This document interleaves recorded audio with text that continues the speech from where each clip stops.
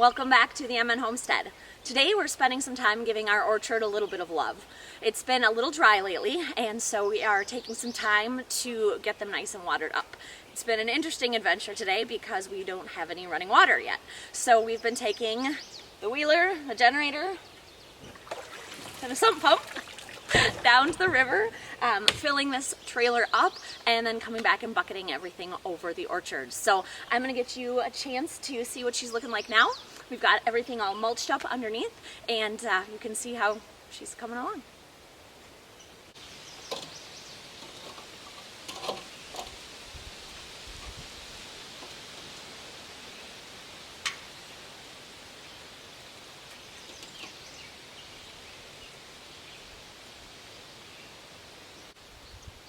When we first got our orchard started 2 or 3 weeks ago for some of the trees, I gave you guys a little bit of information about what our plan was and what trees we had and we're going to put in. Well, it's now fully up and running, and we did make a few changes. So I wanted to explain what we ended up with and why we went with that.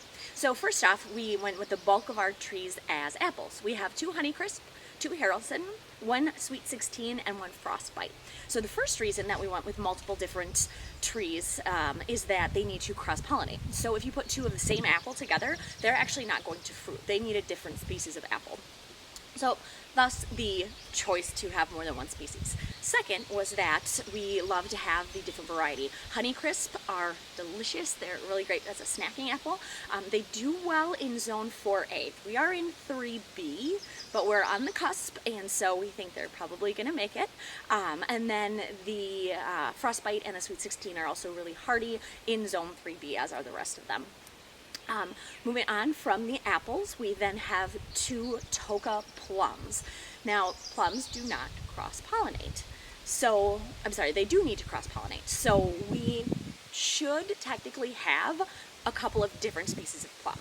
However, there are wild plum like crazy up here, so we're pretty sure that they're going to pollinate with them and not have any issues. Then the last thing we did is we have 4 cherry trees. We have 1 Meteor, 1 Sweet Baking, and 2 Bali.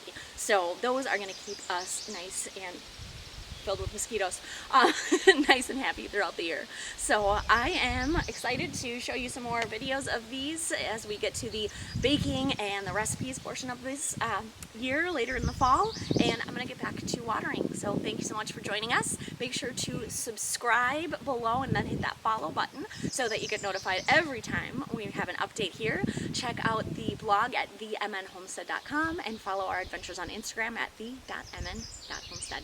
And we will see you next time up here at the homestead.